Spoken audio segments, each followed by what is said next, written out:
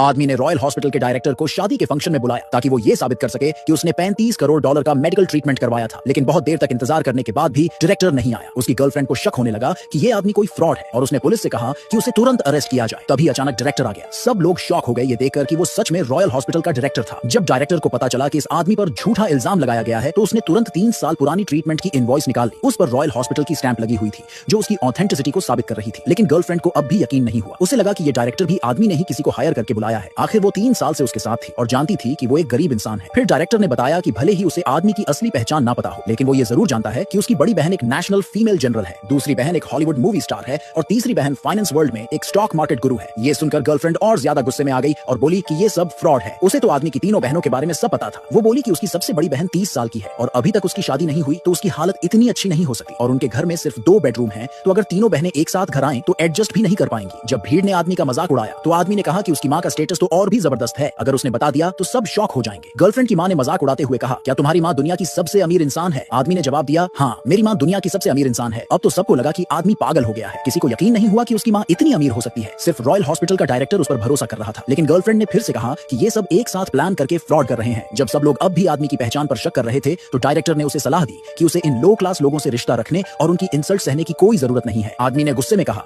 कि वो अब इन लोगों से सारे रिश्ते तोड़ देगा और शैन फैमिली की बेटी से शादी करेगा। लेकिन उसके पिता ने इस रिश्ते का कड़ा विरोध किया क्योंकि उसे हमेशा से लगता था कि आदमी गरीब है और उसकी बेटी के लायक नहीं है। आदमी ने तुरंत अपना फोन उठाया और अपनी माँ को कॉल करके कहा कि वो जल्दी से शादी की जगह पर